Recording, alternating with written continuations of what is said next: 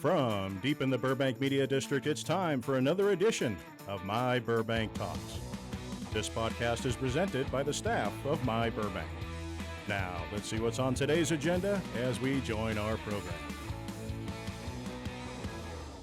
Hey everybody, Craig Sherwood here, along with of course, the fantastic Ross Benson. Guess it's time for me to wake up, huh? Another day, another night, and here we go. There we go. So what happened? We had another week. The week that was, you are correct. Yeah, so let's start with the week that was, and not a lot last week, but there were a couple big things that happened, so we'll get into those here. Monday was pretty quiet, but Tuesday, City Council met, and they started working on their gun store ordinance. So it's going to be a long process. It'll probably take at least another year or so before they have something in place. But at least they are working on that. Yeah, if you notice, they said during the meeting, and I think some people, they're really jumping on this. They have, you think about it, to get city to move, but they have people from the city attorney's office, police department, community development, plus some outside sources that are working on it. So to get everybody together every week to get this moving, but they've done a lot of homework and a lot of road work. Yeah, absolutely. And it's going to take a lot of time because they have to, and they're also going to check other cities and then they got to deal with state laws and everything else and federal laws. Yeah. And of course our good old Constitution. So it's not going to be an easy process. I guess you're following Culver City, I believe, has put some things on, and that's they're getting a lot of good material from them. So people that were saying, they want it done fast, let's get going, they're doing it. Well, yeah, it's about time that they actually started doing something. Well, not about time, but it does take time. It's a process, and it is a priority for this council. So they are working on it. I know for me, we discussed, I think, at the last podcast that how many people have just, like you said, it's not the gun stores, it's what the guns do. And when you walk through a gun store, which I haven't done, to see how they have their guns locked up, just to see, we do have 14 gun stores. I think I'm going to take a little road trip or a little reconnaissance mission, huh? Yeah, and take a walk through, and I'm kind of interested in looking at a couple of weapons. We'll see. Well, it was funny when we were talking about at the Road Kings podcast yesterday, the officer involved of background checks, Sam Anderson, he said that they're basically, all you have to do is fill out a form, answer some questions, do a live scan, and you can carry a concealed weapon now. That's the way the new law is written. And there's not the same safeguards in place there used to be. Not safeguards, but not the scrutiny. Right. If you can pass the Department of Justice background check, I think it is, and I went online. I happened to go online and read the whole application process. It's not that they're just fill out a form, we'll do a background check, the chief will sign, and go get a gun.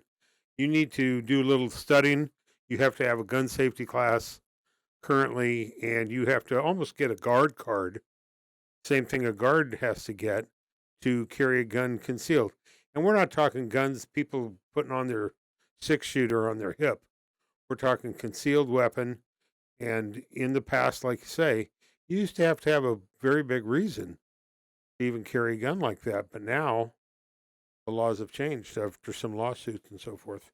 Well, I know you at one time looked into it because especially when you were covering news and sometimes outside of Burbank for other newspapers and you were down in some scary neighborhoods, you thought about it, I still, the times have changed, and I go out 2, 3 in the morning, and I carry some equipment with me, and nowadays I was looking at, there's other devices.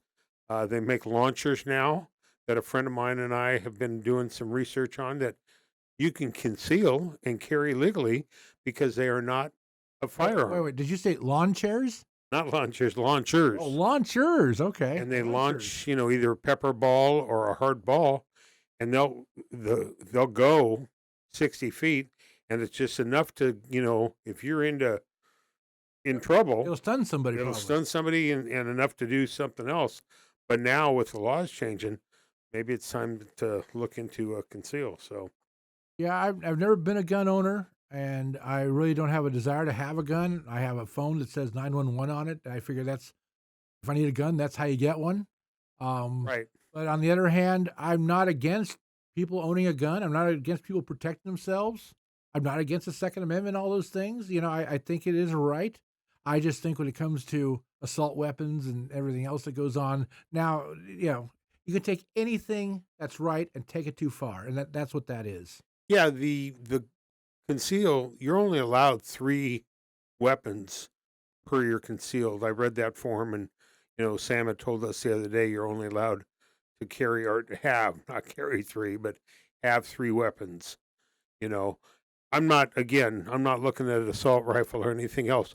But if you recall, a couple years ago, I used to ride my bike after the 11 o'clock news at midnight, and I'd go on a mile bike ride, either Chandler Bike Path or through Toluca Lake. I'd used to take Chandler into North Hollywood, all the way to Lancashire, and I'll tell you. Oh yeah, and you get in that North Hollywood, that little corridor next to those buildings there down Chandler. It's dark. It And a little used to bit be scary. Drug Alley, Yeah. and I stopped doing that, but I think I want to get walking my dog again, and I'm a night guy. I cover my Burbank, listen to the radios overnight, and I usually go out and do things at night. So if I wanted to walk my dog at 2 in.the.morning, it might be time to, see what I can do. Absolutely. So, and they had some other items besides the gun moratorium. Well, what else did you have from the council meeting? Because I was actually out that night, so I know you were watching it. What else did you come up with that night? Well, I do know they passed the fees schedule and the new rates and so forth. The for water and power, and also they I think that was a first reading, or something. They had to Right. read it again. Okay. I think so, and then they 5-0. They for Talleyrand to help them out. They And change the parking times. and apparently they went out the next day. I saw Karen who posted something on social media. She said, "Thank the city," because 9 o'clock the next morning they went out and changed the signs, and her customers are quite happy about it. So are her employees. So she was very grateful that the city responded so quickly. And again, that's because of Kane's and the parking in that neighborhood and what that did to that neighborhood. And how many cities would get out there that fast and change signs? Oh. I mean, once again, Burbank. The Burbank being Burbank, is that they're on top of things, and Well, they Yeah. were kind of prepared. And they even said, if you recall a couple of times, David Krisky got up and said, it's going to take us a little time to get it all figured out. Yes, I agree. They are going to take a little time, but they're jumping on it. They're not letting them sit for a month and have these people complain.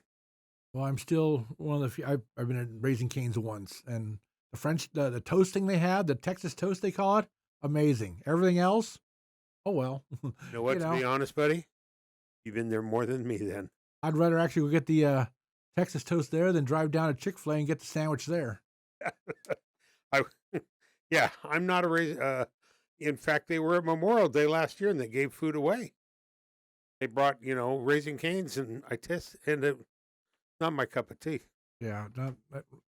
Anything else from the council meeting that? No, then they kind of wrapped it up pretty quick. They were out of there before midnight, which I was pretty surprised. Oh, yeah, that's actually good. Well, Wednesday, the school board met in a special meeting, and the biggest surprise we got was on Thursday when we got an email that said that the board had put Superintendent Matt Hill on administrative leave and have promoted John Paramo as the acting superintendent for now. I didn't see that coming. From what I'm hearing, and nothing is official, of course, that because it's not. But what I'm hearing is the district had a close to a $10 million deficit, and suddenly the word is that Matt Hill should have seen that, should have known about it, should have, which I have no idea. I don't know if that's true or not, but we're hearing it's a financial issue. It's not a, Right. There were a lot of rumors. my phone lit up. I think that my phone was so hot I had to take it out of my pocket from people texting me. What's going on? What did you hear? What's going on here? You know what? It's all speculation and it's all rumor. We did clarify. I did find out that some of those rumors were totally not true. Well, the worst thing you can do is you go by social media posts because everybody's got their opinion and they're right until they said, oh wait, I thought that was right. Somebody else said that. Well, that's why we always try to wait for official word, and we have heard some things of behind the scenes officially and from some officials who are not authorized to comment and things like that.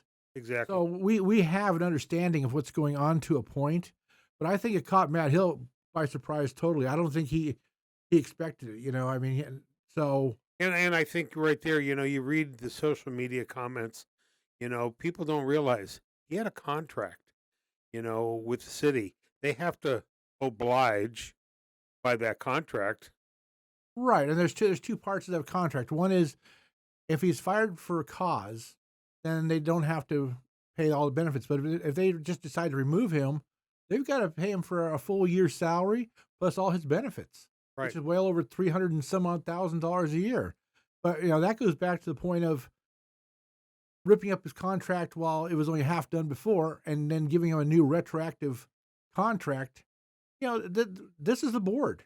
And the board has put themselves in this position to a point too, So I don't think all the blame goes to Matt Hill. I think there might be other, a lot of people have come and gone in that district. And I'll say this, when Debbie Kutka was there, I think she probably did everything she could. She ran the city's finances for 6 years, 8 years. I can't remember how long she was in office, but she was the elected treasurer, and the city prospered even in bad times. And she got made sure money was put away to pay the pension problems and everything else that was going on. So they had a great asset in her, and probably didn't use her right. And now she went somewhere else to work, and they're bringing a lot of people in lately, and who knows. Well, we did get the agenda for this next meeting for the school board, and there is an item on it to talk about the budget. So talk about the budget. I'm sure going to talk about Matt Hill. So it'll be very interesting, and we will have our ace reporter Rick Assad report in the meeting, and have a story out as soon as we can on that. And the other thing people need to remember, quite a bit of it, this is if it has to do with his contract or some of the wording, they have to do in closed session. They can't take him out and rake him over the coals or do whatever in public. Yeah, it's a personnel matter. Things are a personnel matter, and by law, he has a right to certain privacy things. If not, they'll be paying a lot more than just his salary. Well, that's nowadays, these studio execs, left and right, the same thing. There's attorneys out there that do employment, law, and they know it quite well, and so it's unfortunate. I know Matt Hill's always treated you very well, and yeah, and it's it's unfortunate, but we've all gone through it, I got bounced out of boroughs without any kind of a, just face. I went through an entire year with not one meeting or not one word said to me, and all of a sudden at the end of the year, you're fired. Where'd that come from? But that's kind of how that district works, and Yep.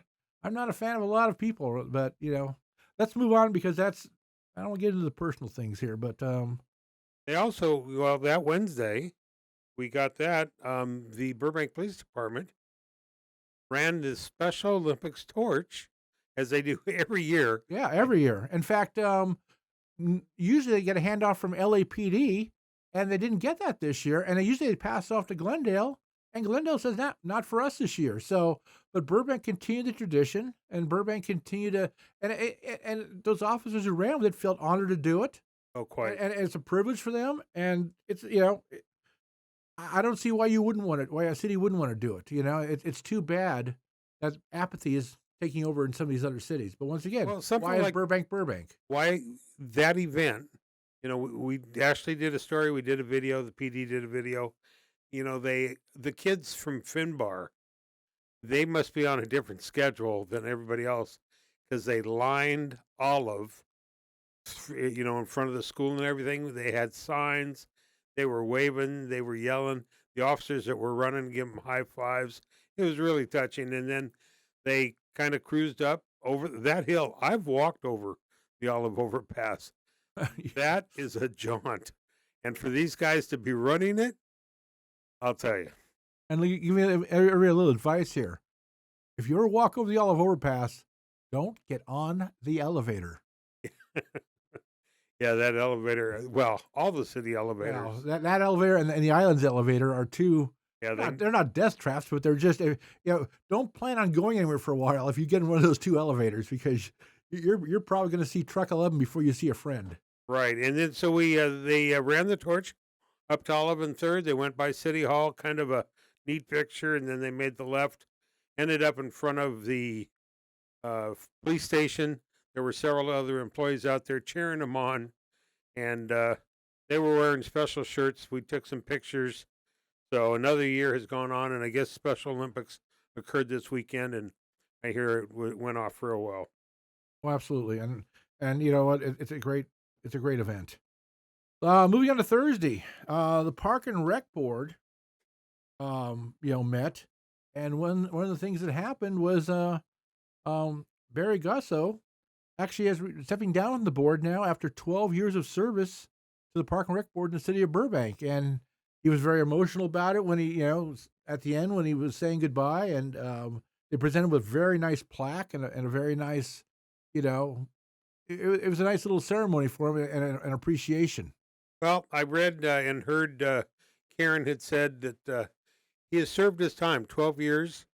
I know he has a grandson now, and being a grandparent, when you can play with your grandson, and you get on every Tuesday or every Thursday when they met, you got to block that time. He served his time on that board. Now it's time for somebody else to sit in his place. And like you said, Barry has been the supporter of a lot of great things in this city. I know Barry personally, happens to be my son's realtor who found their house for him. And I think maybe in the early days he might have thought about running for a council seat. And you got to sit on a board or two. And kind of like Jess Telemonte sat on Parks and Rec Board for many years before becoming the city councilman. So Barry's done his time. Yeah, and I think, and you know what, a nice job, Barry. We appreciate the citizens appreciate it. So, it's you're not paid. There's no financial compensation. You just show up to the meetings, every month and try to give your best input. And the city council listens to the Park and Rec Board, as they do the planning commission. And Barry's real well known by everybody that's this current council and past councils. And I guess as his when he was saying goodbye, he's looking forward to walking, and he has every year walked in the Civitan parade. And he sat on stage and he thanks the kids, and he said he will be doing that again as his final item in a couple of weeks. That's great. That's actually great. And then we moved on. Yeah, let's on Friday we always take a gaze we always take a gaze at the city manager's report every week, and one of the things they talked about was the council's wants to get the EMS program a little more high profile and get more people signed up on it and see what's going on, and the EMS program, the Emergency Medical Services program, which basically lets a resident opt into free paramedic calls. Any time you're in Burbank, this isn't not LA, but if you're in Burbank and you call the paramedics for any reason, then I'm not sure the charge was it $3? $5 a month you pay. $42. It's on your water and power bill, and there's no charge to you for any if you're transported, which can be up to $1,500 to $2,000 if they just take you to the hospital. It's $1,500 to $2,000. But if you're in the program, well, that was something. It's something that Tamala, or Council Member Tamala Takahuchi, have brought up. She wants to see more people take advantage of it. Some of our seniors in these senior plazas that live in town that might not have signed up for it, they don't realize how important it is. And like you say, that fee, I happen to know, I remember when they started it many years ago, people don't realize that program is very expensive to not only train our paramedics, but to maintain and everything. So that money goes right into the paramedic fund. I've been part of that program for probably 10, 12 years now. It's on my bill at $5 a month. So they're looking at what the report said they want to. The fire department's going to look at new ways to get the word out there. Besides the water and power bills, they're going to do other promotions when the inspectors go out to the senior houses, go to Jocelyn a little more, so forth. I know when we did Fire Service Day, we talked to Jeff Cortine, one of the captains in charge of paramedics, and there's a lot of things that are new technology, like the device that does CPR for them. Yes, an amazing machine. Yeah, and we're going to do a story on that, and we'll probably maybe put some information. Well, we might even do a podcast with the EMS program. Yep. That might be a good informational program and help them out. And it's, you know what, I to me, it's a no-brainer why everybody wouldn't sign up for it. Because anybody who lives at your address it's not for $5 for a person.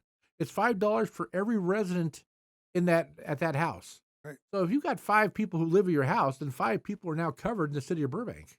Yeah, and our paramedic program, I just looked at I think the LA Times yesterday, and they're saying that they have to bring on a lot more firemen in LA City. And a lot more fire stations, they said. Yeah. We are very fortunate to have 3 paramedic rescue ambulances. If you're ever driving down the street and you see an ambulance go by and it has RA 13 or RA 15, if you ever wondered, that is their assignment. Or 11. That's right.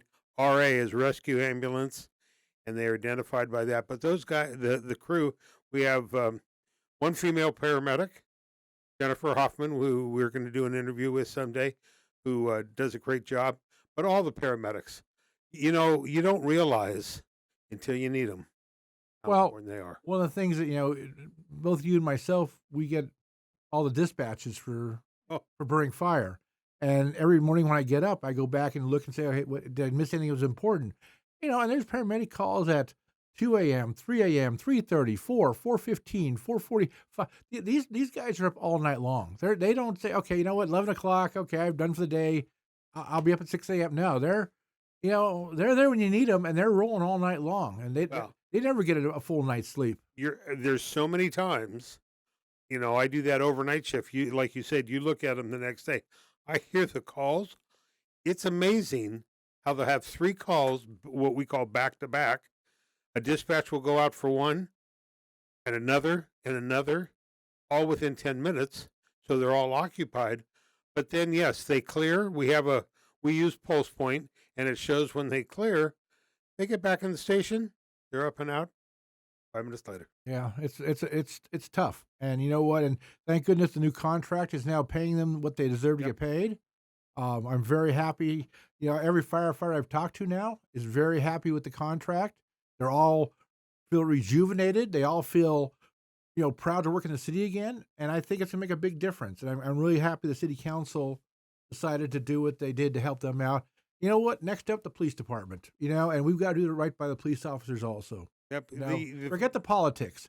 We've got to do right by them. This is Burbank. Let's do it right. Okay. Well, let's see here. We had a big Sunday was a big day. Sunday we had the Road Kings event.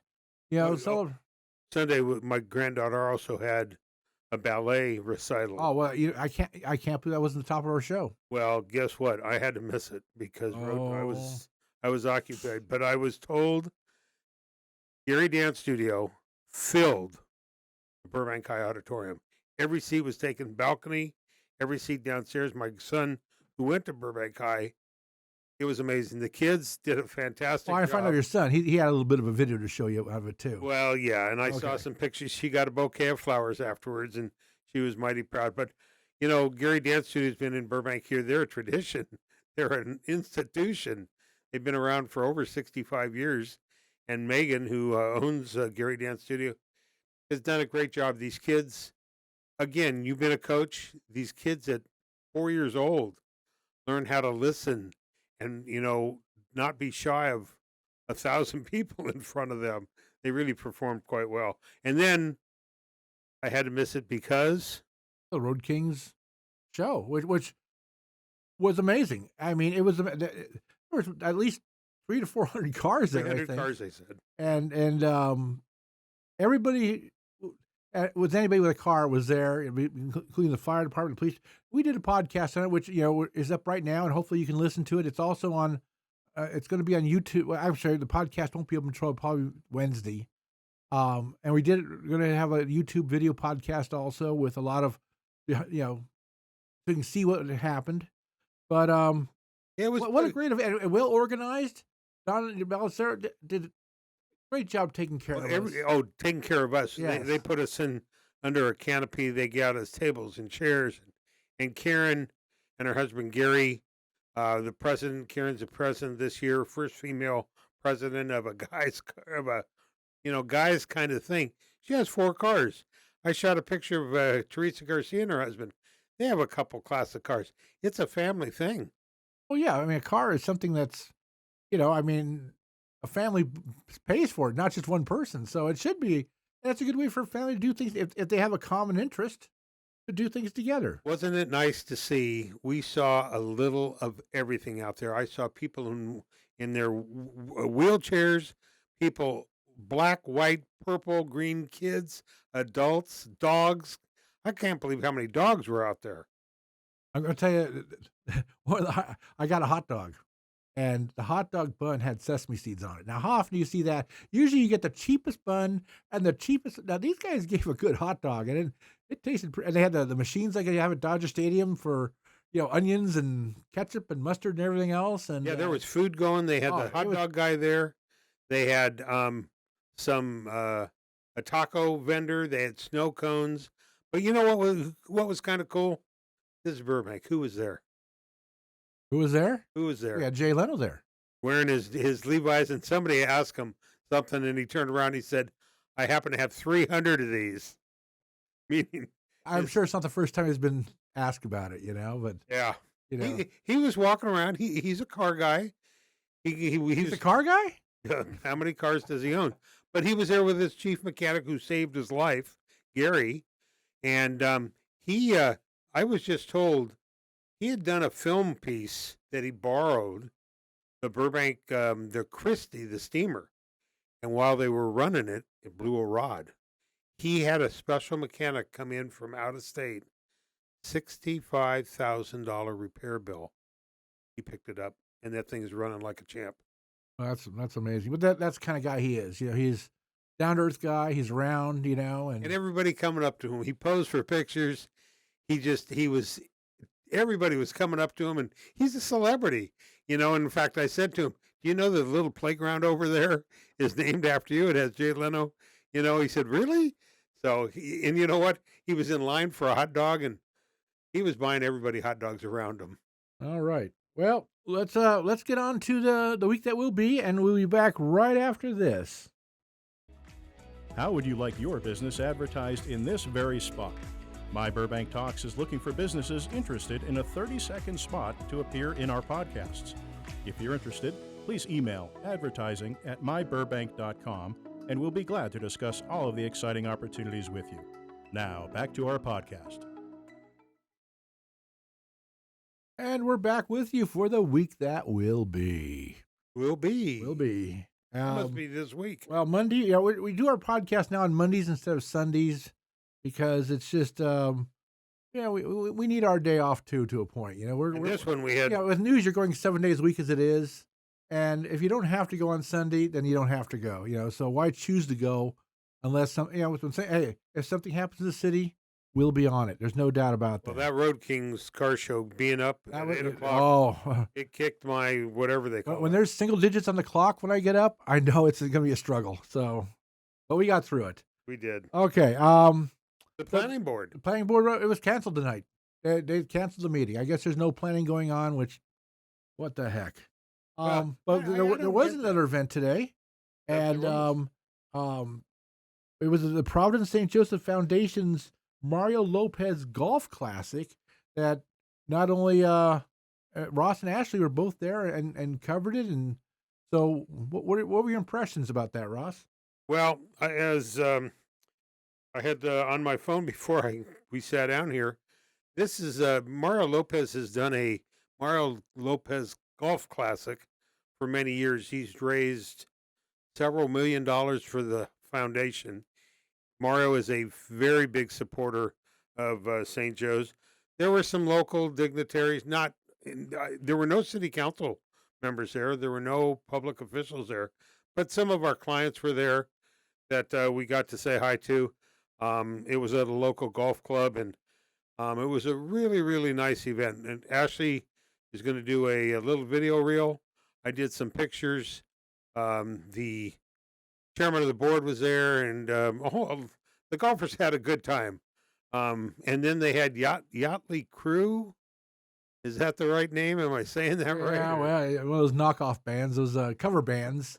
Well, that cover band does Motley Crue music, but they're called Yachtly Crew. Well, apparently that's Mario Lopez's one of his favorites, because they are releasing their first record, and I guess Mr. Lopez is doing some introductions for them on the record and has done some pieces. I think the cutest thing today was watching Mario's son dancing, and when the guy up on stage was playing, one of his picks flew off, and the little boy his son picked it up, and he thought he was just in heaven. He had a celebrity's guitar pick with him. But everybody had a good time, and we'll have a wrap-up of that in myburbank.com. Well, I know Yachtly Crew is going to be at the Starlight Bowl this year, so if you want to see they said 14. Yeah, so you want to see a cover band. To me, I would love to see the Starlight Bowl used for real concerts with real bands, because there's so many great old performers out there that are still going that I think would be fantastic to see them instead of. You mean like Neil Diamond? Neil Diamond's still out there, I think. He is still out there. But I don't think he's singing. I think he lost his. No, I think Caroline's not so sweet no more. How true. Okay.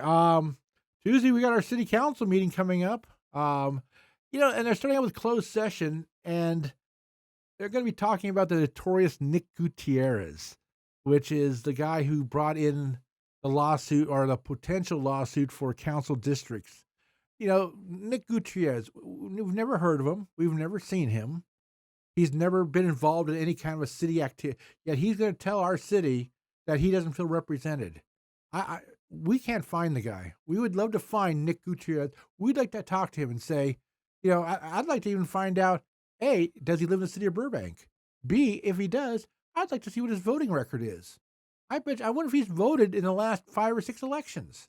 At Road King's car show, a lot of people that know I'm a lifelong Burbank resident, they came up and talked to me. They had a sign there, and so forth. And the biggest thing that these people said, it is driving a stake. We want community. Burbank loves being together. Road King's car show, back in the day, Burbank on Parade or whatever. That is community. And when we're now drawing up district lines where your council person could be right across the street, and you don't even talk. Why are we dividing our community? We're not that big. We should have, right like it has been. As you can tell, I'm not a big supporter of it. Well, yeah, once again, the system isn't broken. I'm sorry. I don't think Nick Gutierrez is a person who has any kind of foundation with our city or knowledge of how our city works. And I think the whole thing's a sham, to tell you the truth. And I think, but we'll see. A lot more has to play out. It's going to take still a while. So we'll talk a little more about that in a second. But the council is talking about him in closed session, and probably about the loss. He wants to that law firm wants to just get paid off. They want $30,000, and then they'll go away. And we're not the only city. Yeah, so many. They've gotten to every city, and they're, some of them want to just pay them off. Yeah. There's also going to be a public hearing to approve the budget for the 23-24 year, and Burbank's fiscal year is not 2023. The fiscal year goes July 1st to June 30th every year. So that budget is for the new fiscal year, which starts 3 weeks from now. So there's a public hearing. So if you have a complaint, or you have a suggestion, or you have something you want to say, go to public hearing and tell the council your opinions. Good luck reading that budget, though. It is long. Well, but they've also had several council meetings dedicated to every department has to come up and explain why they want this or how their budget is.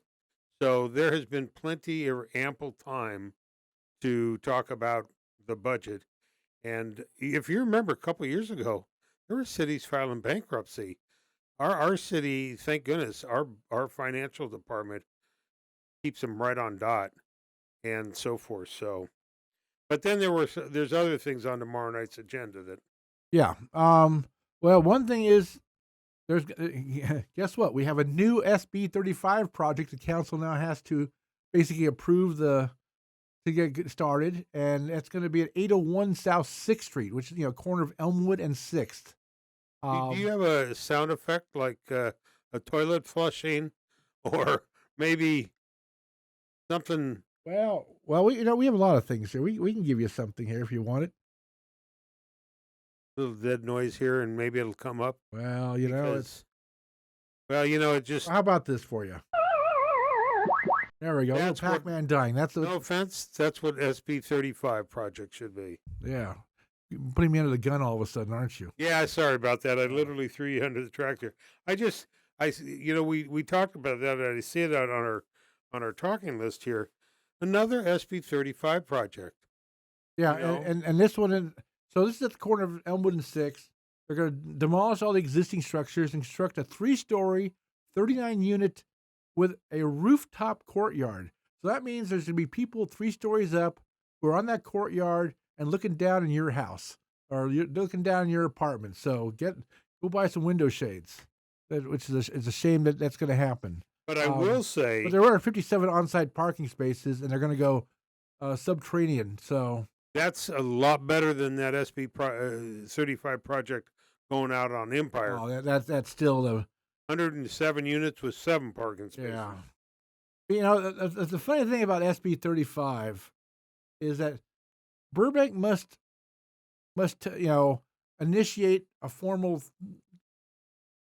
Way of complaining. well, not for no. They have to initiate a form to the tribal commission, and get tribal compensation. So an Indian tribe can basically approve or disapprove a project, but the city council has no say.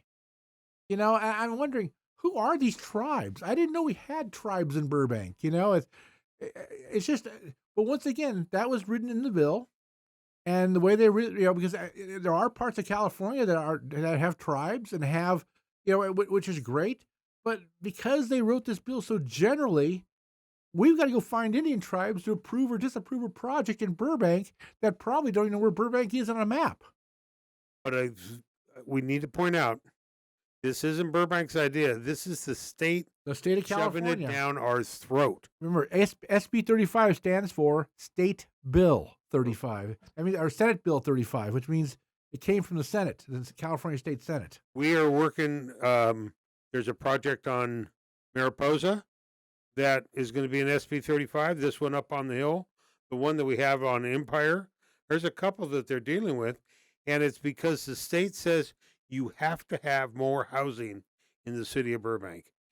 So this is how you're going to do speaking it. of SB 35, I think it's called the Circle K Corral that's over on Mariposa, where they actually had a project going on there at one time. It was more of an office type project, and all the neighbors complained and everything else, and they wanted the city not approve it. So the developer said, "You know what? Fine. You don't want us to do this nice project, low key project. Okay, we'll make it housing." And now it's SB 35, and guess what? Now you're stuck with it. Now you have no choice. Now you have no approval process. So the residents there, they kind of shot themselves in the foot on that one, because now they're getting a residential project in there. And I just understood Circle K stables that were there have now closed. Right. And I guess they've moved over to their other property, which is in Glendale. So, but they're no longer operating, boarding or anything else at that facility on Mariposa. Yeah, I think part of that project, they're widening Mariposa for that, and a couple other, some things that Burbank is so unique with our horse property and our equestrian, center, and they're shoving this down again. Yeah, one of the few places in the country that have that type of thing, in a metro area, Yep. So let's see here. So that's kind of it for the city council. There's a lot going on, other things going on. Now- We try to bring you the highlights, the things that are kind of interesting, that stand out. Well, the one thing okay, it's on our next page of the special meeting on Wednesday. Yeah, we'll talk about that. Okay. We know that the Board of Library Trustees will meet at 5:30 at the Burbank Central Library. We're going to basically talk about their technical services, their JEDI action plan, which is Justice, Equity, Diversity, and Inclusion Action Plan. They call it the JEDI Action Plan. And they will review updates about the 23-24 city budget and, basically be told about that. So not a lot going on, but it's more informational for them. Now we move on to the city council meeting at 6 o'clock that night, which is a special meeting. And it's regarding the draft maps for the city's transition to the district-based city elections, council elections.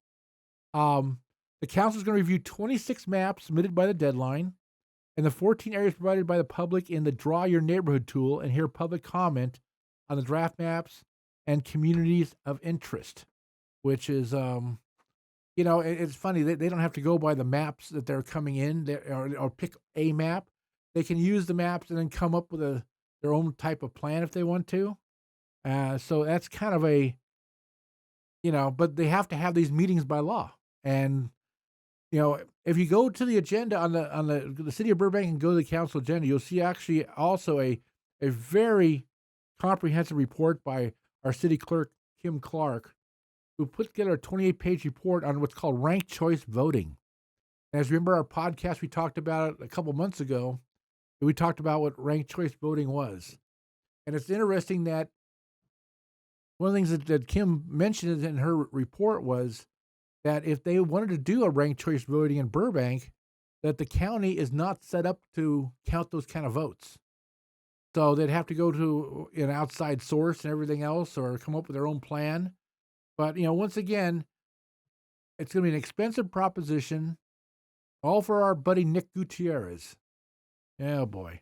And then that moves us to Thursday, where the city of Burbank, they're having a city council district formation community forum. This is forum number 4.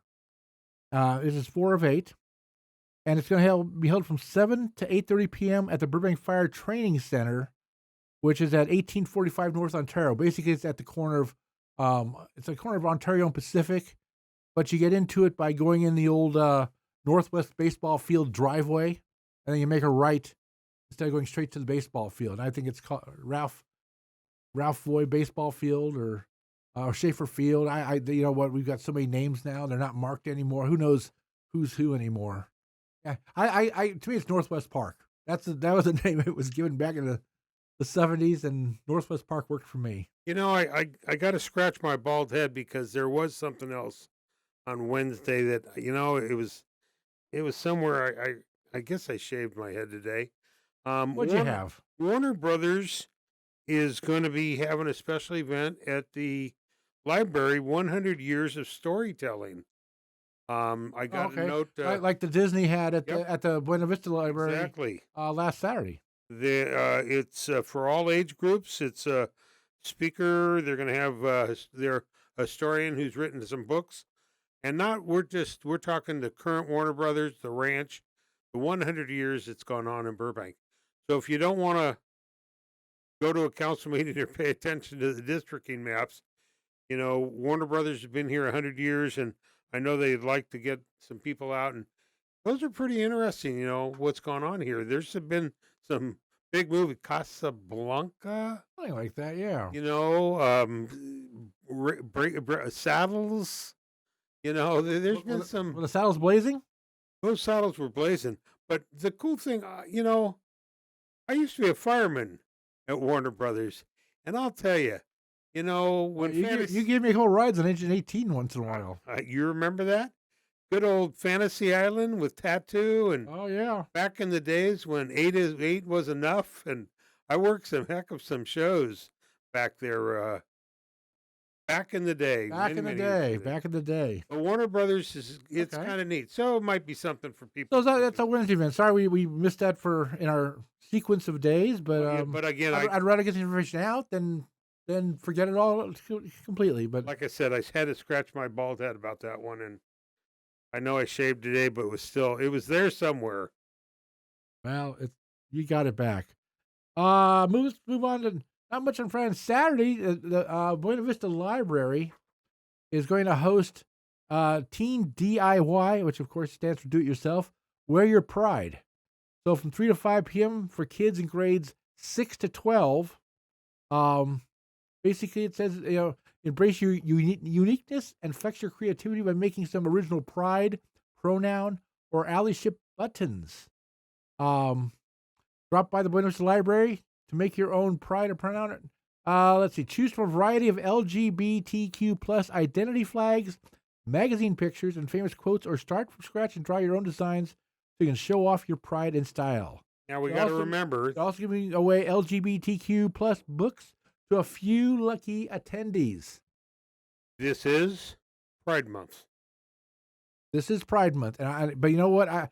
When I first saw that, the only thing I could think of, and I'm gonna throw you a curveball here. The only thing I could think of was Stan the Button Man, because when it comes to buttons, there was nobody around town who was better than Stan the Button Man. And boy, we miss Stan. Stan was one of our editors until he passed away, and what an amazing guy he was. What a creative. Oh, he was just absolutely. I remember one of his last acts was he remembered they put the time capsule away in the Magnolia Overpass where the sign was, and he told the city about it. And they said, "Are you sure?" Oh yeah, I was, because he was there when they put it in. So they went in and they dug it out of the bridge, and there it was, and there were some neat pictures and things like that in there. But that was because Stan remembered that, but Stan was very involved in the city. He loved the Rose Parade and would work on the floats, but he started making campaign buttons back in the Nixon days, and he was so creative. I remember he used to take eggshells, make a tiny hole and drain the egg out, and then paint on the shell and seal it up. Like, how could somebody do that? And he did all the buttons for Burbank on Parade. He did buttons for campaign around Burbank. He did buttons for everything. That's why he was called Stan the Button Man. That's right. Oh, yeah, we missed Stan. And you know what? I'm just I like to reminisce, but sometimes you have to when it comes to somebody who was pretty special, especially in our city here. He was very special to us, and there's many people in this town that tell me they really miss Stan. He knew this city almost as good as Mike Nolan. Almost as good. When we had a story or wanted a fact, we'd ask Stan, and he could tell us. Yep. Yeah, he actually started doing our police logs when we first started doing them because he liked to get that information out. So we still do them in his honor, basically. Okay. Well, you know what? We're going to go one more event into the next week, just because people know that next Monday, the city of Burbank offices and facilities will all be closed in observance of Juneteenth holiday on Monday, June 19th. But trash pickup, still going to happen. It happens every day of the year, 365 days. They work on Christmas. They work on And New that's Year's. why we are in The best city in the world. Burbank. Yes. They don't do street sweeping, but they pick up your trash on Christmas. Yes, they do. Our guys are dedicated, that's for sure. Absolutely. But you know what? That's June 19th. I don't know why something's happening the 15th. What is happening this week? I don't know. We got to scratch that head of yours again and figure that out. Yeah, there was something else that about the city had put out. I thought, that's what it was, the 15th. Laz, parking control. Oh, yeah, we talked about that in the last show. Laz parking control now is going from don't do that again and give you a little slap on the wrist to saying, okay, don't do that again, and here's a ticket, and you're going to pay the price now. So they have been responding to calls, and if it's a complaint, They've been trying to work them out, mediate them, but I was out on last week. They got called out for some, parking signs that people were in violation. They went out there, to confirm and so forth. But now it's ticket time, Busco. Don't Yep. don't we have a dragnet? Oh, you mean like a? What was his? Perfect timing. Yep. Well, once in a while we hit the right button. So Okay. Laz is out there. Well, I think that's it for the week that was and the week that will be. We appreciate, we appreciate all the comments. It's one of the reasons why I enjoy going out to the, doing the podcast in person is a lot of people come up to us and say, hey, you know what? I'm listening to your podcast. They enjoy it. They like the information. We just got an email from our hosting company that said we've had over now 2,500 downloads of our podcasts. So, we're working on it, and now we have the video aspect of it, which I don't know is good or bad because now you got to look at our faces. But it's something that we're both enjoying, and we hope you guys are enjoying and support the site. And once again, I'll say it again: we would love to have sponsorships on our show. We'll give you a little 30-second ad on our show. I think it would help your business. It would help you. It'll help us. But sponsorship or not, we're still going to be here. Well, that, and also we had somebody come up at the Road Kings Car Show and asked, do we do features? And we are looking for stories, unique stories of Burbank. People worked at Disney for many, many years, or if you worked at Martino's and made tea cakes or something unusual, we'd like to know, and I guarantee maybe your next door neighbor on the left or right know, but there's other people. Burbank is really unique. And people have some unique hobbies.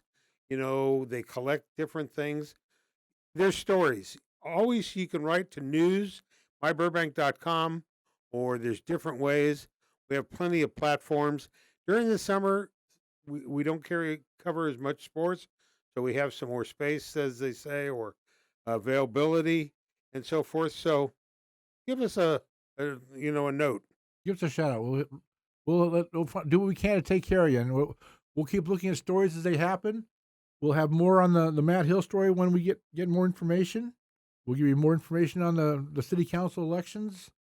So look at our website because that's where our main stories will come from. So we got a calendar. Yeah, look at our calendar. Right? We have a lot of events on our calendar. Okay, that's it for another week. We will talk to you again in a week from today. Thank you very much. Good night.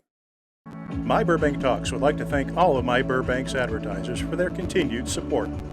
Burbank Water and Power, Cusimano Real Estate Group, Providence St. Joseph Medical Center, Burbank Chamber of Commerce, UME Credit Union, Tequila's Cantina and Grill, UCLA Health, Gain Credit Union, Community Chevrolet, Media City Credit Union, Eric Garcia of Farmers Insurance, Providence High School, UPS Store on 3rd Street, and Hill Street Cafe.